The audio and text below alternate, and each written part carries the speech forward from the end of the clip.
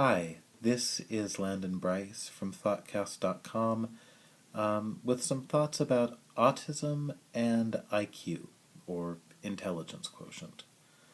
The latest numbers from the Centers for Disease Control show that in their study of 8-year-olds with autism spectrum disorders, about 38%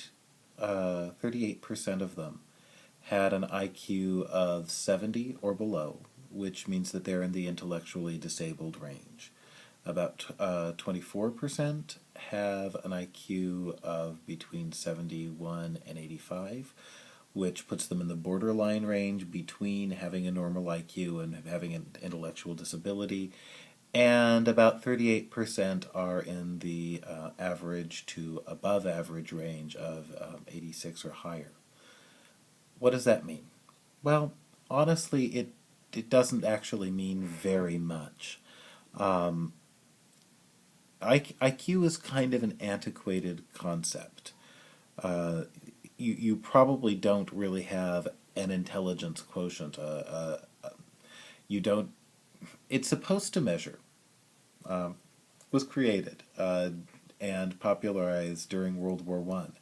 And it's an interesting idea. They needed to assign a large number of young men who were coming in as soldiers to different jobs, and they needed to decide how much potential these guys had. So they came up with this idea of a test that was supposed to test not what you knew, but what your capacity for learning was, what your intelligence was.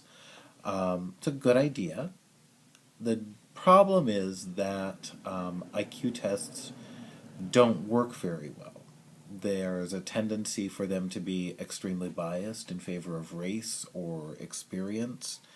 And what that means is that they aren't really testing intelligence. What they're testing is the experiences that you've had. Okay. The other issue with IQ is that you probably really don't have a fixed intelligence. Your intelligence changes throughout the course of your life. And this is one of the reasons why IQ tests are spectacularly inaccurate for autistic people.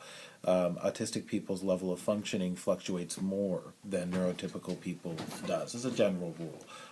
Autistic people have not just really good days and really bad days, although that's true. They also have peaks and valleys of performance throughout a lifetime.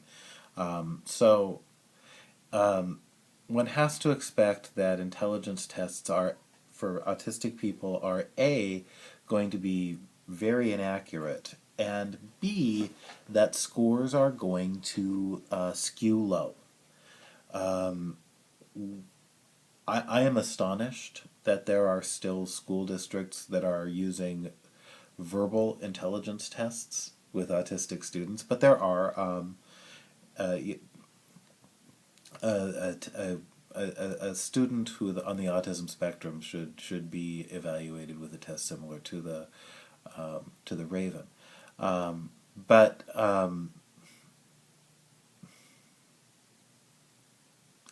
so what?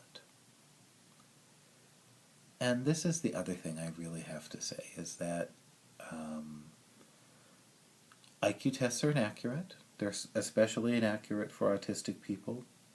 It is extraordinarily typical for autistic people to have levels of intelligence that don't show up well on things like IQ tests.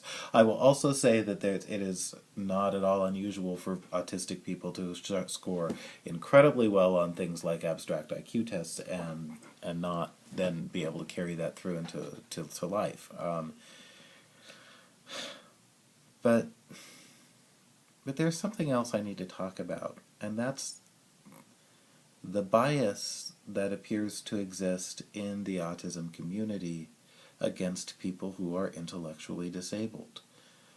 And while it is certainly true that having autism does not mean that you are intellectually disabled, and that a lot of people who are not intellectually disabled, who are autistic, have a lot of intelligence that they can't show. But we also have a lot of autistic people who are also intellectually disabled. And that's okay. And people who are intellectually disabled are an undervalued resource, whether or not they have autism. And people who are intellectually disabled are people just as much. I guess what bothers me most is that I feel like there's kind of a cutoff. I feel like, I have autism, or my kid has autism, but at least they aren't, and I don't want to use the word, so I'm not going to. I'm going to use the correct terminology. But at least they aren't intellectually challenged.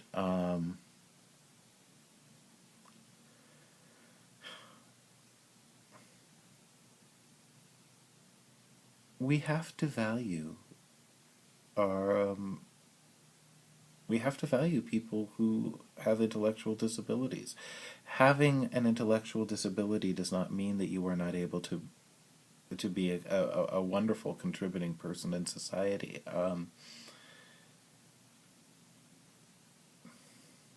And it's especially disturbing to me when people who want to be accepted for our autism seem to sort of want to say, yes, I'm autistic, but boy, am I sure not. I'm not like those intellectually disabled. Don't you ever say that. Be, and this is number one. It's a misunderstanding of what autism is. There are just a lot of intellectually disabled autistic people. 1 in 10 people who has Down syndrome also has autism.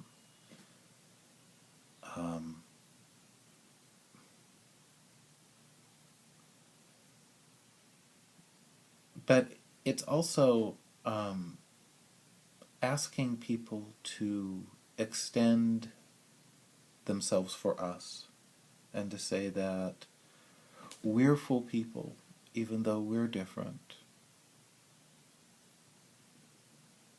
And I think in order to make that case convincingly to others, we have to be willing to extend the same respect to people who are intellectually disabled.